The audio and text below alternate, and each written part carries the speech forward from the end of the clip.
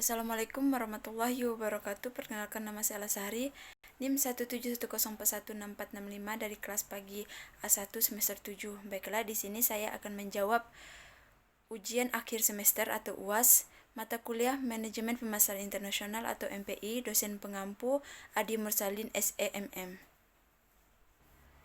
Soal nomor 1 yaitu sebutkan dan jelaskan alasan-alasan mengapa pasar internasional menjadi penting.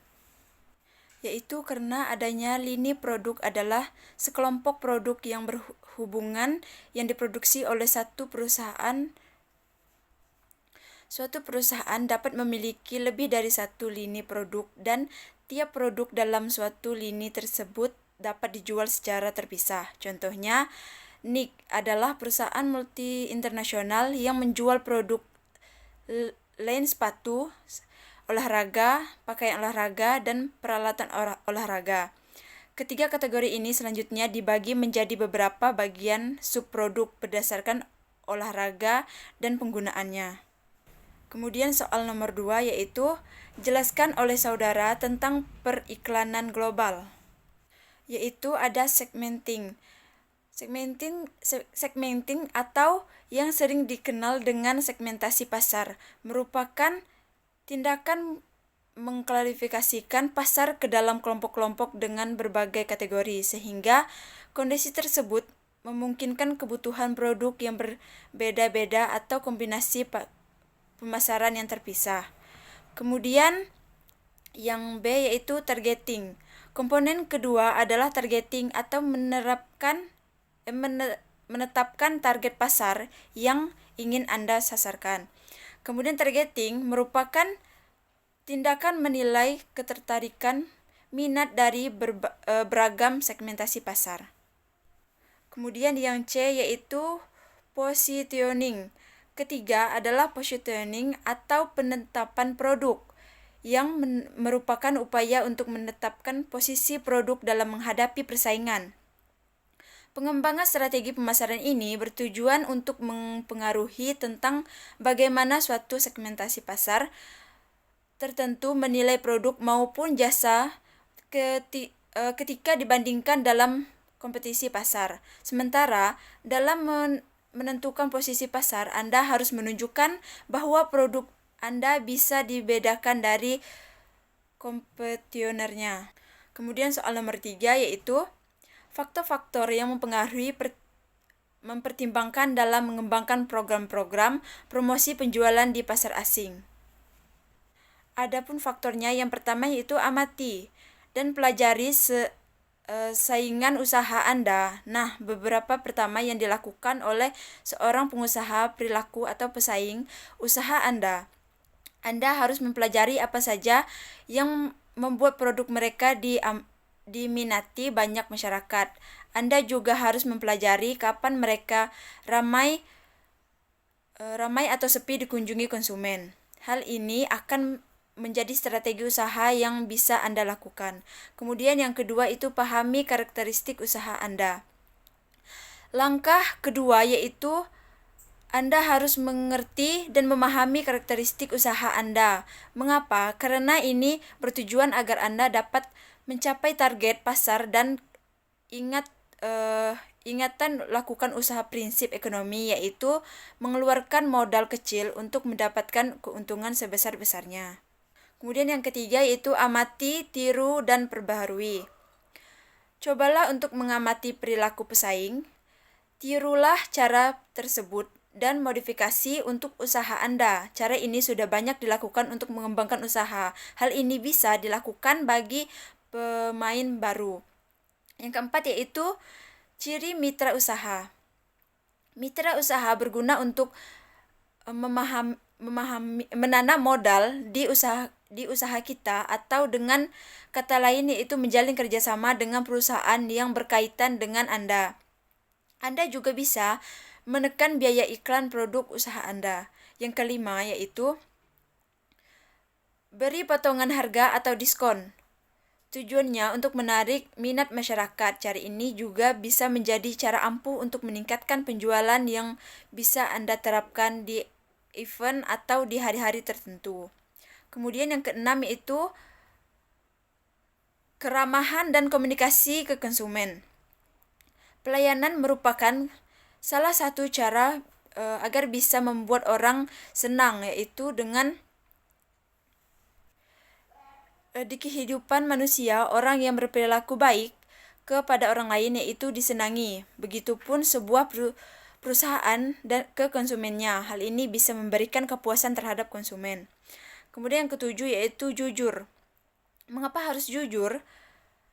Karena hal ini adalah yang paling penting dalam segala sesuatu. Jangan sampai karena hanya untuk keuntungan semata Anda membohongi konsumen Anda, yang lambat laun pasti terbongkar dan mungkin kebangkrutan usaha Anda yang Anda usahakan.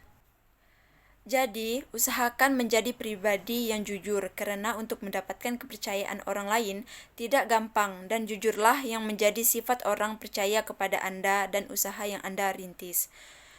Nah, tadi sudah dijelaskan bahwa setiap para wirausaha harus mempertimbangkan hal-hal di atas. Bahkan hal kecil dari konsumen pun bisa Anda abaikan di dunia usaha, akan menimbulkan hal negatif untuk usaha Anda. Untuk kedepannya, karena hal-hal yang besar akan terjadi dari hal-hal yang terkecil. Soal yang keempat yaitu apa yang dimaksud dengan strategi promosi internasional. Berdasarkan hasil penelitian bahwa merek sudah pada tingkat yang baik, promosi pada posisi yang kurang baik, serta kualitas produk pada tingkat baik. Secara umum, merek, promosi, dan kualitas produk berpengaruh terhadap keputusan pembelian dan mempengaruhi merek Anda paling signifikan terhadap keputusan pembelian. Loyalitas konsumen merupakan sebuah ukuran yang dapat diandalkan untuk memprediksi pertumbuhan penjualan dan perilaku pembelian secara konsisten. Ketahui apa saja karakteristik dari loyalitas konsumen sehingga Anda dapat meningkatkan loyalitas konsumen dengan memudahkan. Yang pertama yaitu melakukan pembelian secara teratur atau pembelian secara berulang. Yang kedua yaitu membeli di luar lini produk atau layanan jasa atau pembelian antar lini produk. Yang ketiga yaitu merekomendasikan produk atau layanan jasa kepada orang lain. Secara tidak langsung, konsumen telah melakukan pemasaran untuk perusahaan dan membawa konsumen lain kepada perusahaan. Yang keempat yaitu menunjukkan kekebalan dari daya tarik produk atau layanan jasa yang sejenis. Atau dengan kata lain, konsumen tidak mudah berpengaruh oleh tertarik kepada pesaing. Soal nomor 5 yaitu dalam pelaksanaan promosi internasional terdapat kendala-kendala yang timbul dalam pelaksanaannya. Sebutkan dan jelaskan. Berikut adalah beberapa kendala yang lazim dalam menerapkan pelaksanaan promosi internasional. Yang pertama yaitu masalah kepercayaan. Tidak bisa dipungkiri akibat ulah para oknum tertentu, transaksi online saat ini menjadi stigma negatif di mata sebagian konsumen, terutama orang-orang yang pernah menjadi korban penipuan secara online. Memang banyak pencuri yang telah mengadopsi sistem online untuk mengaruh keuntungan di atas penderitaan orang lain.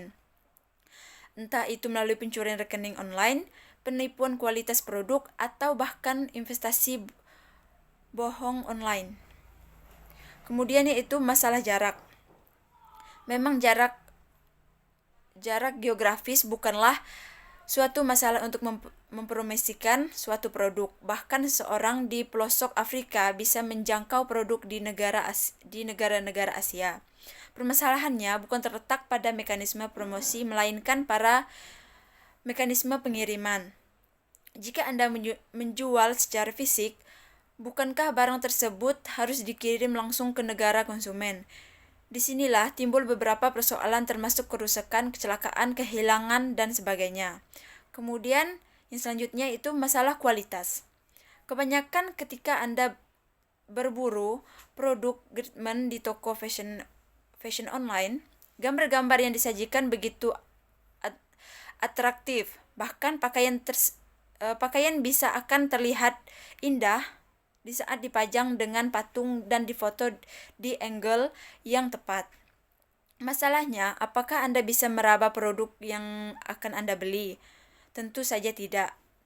Sekalipun Anda bisa mendapat informasi tentang bahan pembuatannya, Anda tetap tidak bisa memastikan apakah bahan tersebut sesuai dengan keinginan Anda atau tidak. Soal nomor 6 yaitu sebutkan dan jelaskan langkah strategi memasuki pemasaran internasional. Pemasaran produk adalah hal yang sangat penting dalam berbisnis, namun banyak sekali strategi pemasaran produk yang dapat diterapkan oleh para pengusaha maupun perusahaan dan zaman yang serba canggih ini. Dalam artikel kali ini dibahas dengan mengenai strategi pemasaran produk dan efektif dan efisien. Yang pertama yaitu kenali siapa calon pelanggan Anda. Yang kedua, memiliki produk berkualitas. Yang ketiga yaitu strategi pemasaran dengan membuat penawaran menarik. Yang keempat, memilih lokasi pemasaran yang tepat. Yang lima yaitu strategi pemasaran dengan memanfaatkan tenaga pelanggan. Yang keenam, strategi pemasaran media online. Yang ketujuh, menjalin hubungan yang baik dengan pelanggan Anda. Selanjutnya soal nomor 7 yaitu kemajuan dan juga keterlambatan produktivitas nasional suatu negara dipengaruhi oleh pertumbuhan ekonomi negara masing-masing. W.W. Rostov membedakan 5 tahap pertumbuhan ekonomi suatu negara. Sebutkan dan jelaskan kelima tahap pertumbuhan ekonomi suatu negara tersebut. Teknologi informasi saat ini berpengaruh terhadap perekonomian suatu negara. Semakin tinggi perkembangan teknologi informasi di negara tersebut, maka semakin tinggi pula pertumbuhan ekonominya. Hal ini disebabkan teknologi membawa banyak manfaat untuk mempermudah berbagai aktivitas manusia. Selain itu, ada banyak inovasi canggih yang diciptakan untuk melancarkan kegiatan perdagangan. Dengan begitu, tingkat perekonomian pun bisa semakin meningkat. Untuk lebih jelasnya, kita bisa membaca manfaat teknologi informasi bagi perekonomian yang tertulis di bawah ini. Yang pertama yaitu pemasaran produk lebih mudah. Proses pemasaran produk seringkali memakan biaya yang cukup besar, tapi hasil yang didapatkan kurang maksimal. Namun berkat adanya teknologi kini, pemasaran jadi lebih mudah. Nomor 2 yaitu layanan baru untuk transaksi jual beli. Pemanfaatan teknologi ikut dipublikasikan ke dalam layanan transaksi oleh pihak bank dengan adanya fitur e-banking dan m-banking yang memudahkan pembeli dan penjual di dalam transaksi jual beli. Masing-masing pihak tidak perlu lagi pergi ke bank dengan cara yaitu ke ATM, tapi tidak perlu juga mengakses melalui gadget. Yang ketiga yaitu produktivitas dunia industri meningkat. Kemajuan teknologi melahirkan mesin-mesin canggih yang membuat proses produksi lebih meningkat dan cepat.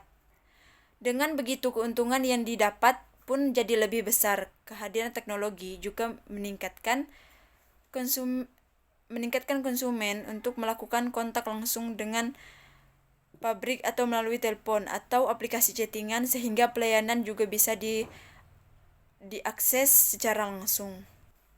Selain mendatangkan manfaat, terdapat teknologi juga bisa mendatangkan dampak negatif terhadap perekonomian Indonesia. Di bawah ini adalah informasi untuk Anda. Yang pertama yaitu peluang terjadi transaksi ilegal. Yang kedua yaitu maraknya kasus penipuan perdagangan online. Selanjutnya soal nomor 8 yaitu sistem perdagangan internasional antar negara tidak sama. Perbedaan ini dapat ditimbulkan oleh beberapa hal. Sebutkan dan jelaskan. Yang pertama yaitu Indonesia telah mengenal sistem perdagangan internasional. Sudah sejak berabad-abad lalu dimulai dari dibukanya jalur perdagangan di negara Asia Tenggara seperti di India, Cina yang merupakan pelopor dari perdagangan yang bersistem internasional di Indonesia. Seperti yang saya sebut saat ini, yaitu berkenaan dengan perjanjian kesepakatan atau MOU yang seperti sekarang ini. Tetapi lebih kepada perdagangan yang bebas dalam mencapai keuntungan baik dalam pertukaran barang atau barter, juga dalam bentuk pertukaran lainnya. Menurut Van Lier, barang-barang yang dijual atau dibelikan dalam pasar internasional tersebut meliputi barang-barang yang bernilai tinggi seperti logam mulia, perhiasan, hasil tenunan, barang-barang atau pecahan, belahan di samping barang yang digunakan untuk kerajinan. Selain itu juga bisa terdapat berbagai jenis wangi-wangian atau obat-obatan. Yang kedua yaitu sistem perdagangan internasional Eropa. Dikemukakan oleh David Ricardo dalam bukunya Principle of Political Economy and Transaction tahun 1871.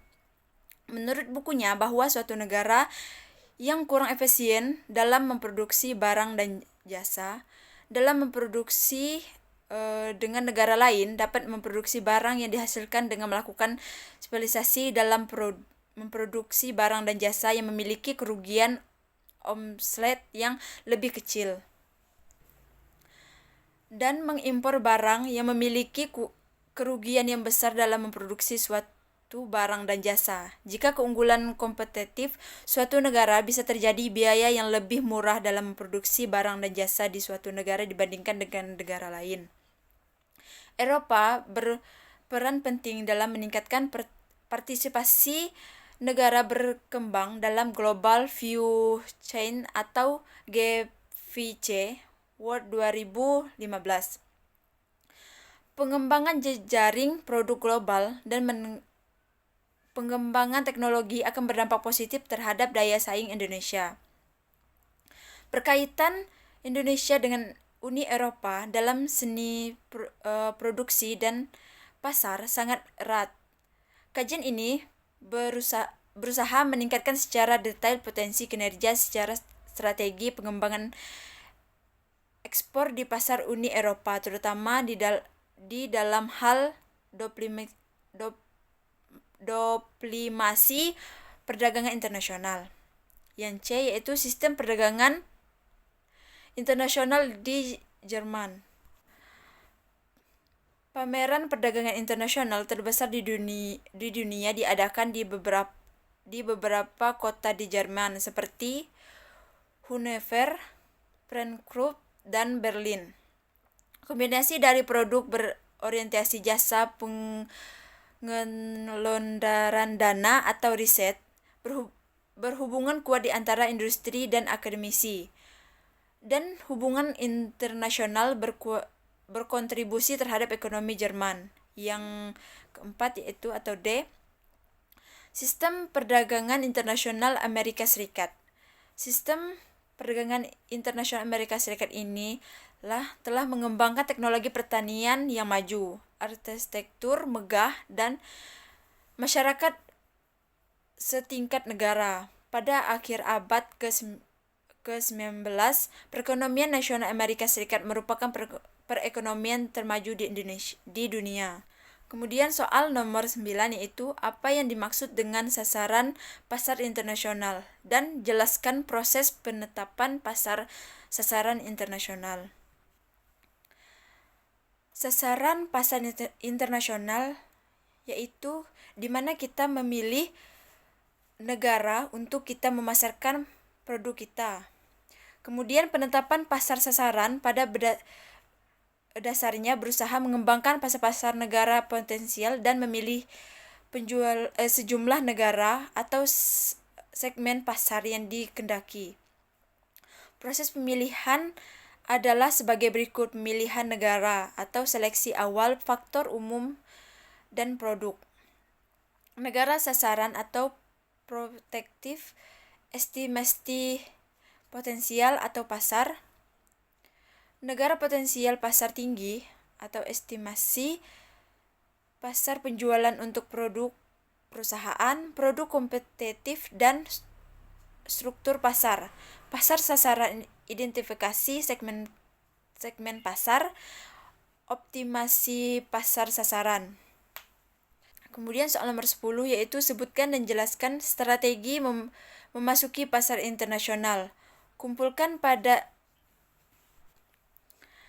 Adapun strategi yang dapat digunakan untuk memasuki pasar internasional adalah yang pertama, lisensi merupakan strategi di mana lisensor memperbolehkan perusahaan asing untuk memproduksi barang mereka, namun perusahaan asing tersebut harus membayar royalti. Seperti ini merupakan strategi yang memiliki risiko paling kecil dibandingkan strategi yang lain. Namun, tentu saja laba yang diperolehkan tidak maksimal. Yang kedua yaitu ekspor, merupakan strategi di mana pengusaha menjual produknya ke luar negeri. Yang ketiga yaitu franchising, merupakan sebuah perjanjian kesepakatan antara seseorang yang memiliki bisnis untuk dipergunakan bisnisnya. Yang keempat yaitu kontrak manufacturing. Yang kelima, international joint venture dan aliansi targeting atau strategi. Yang keenam yaitu Freude-Deckrat Improvement atau FDI. Dari berbagai strategi yang disebut diurutkan berdasarkan komitmen, kontrol,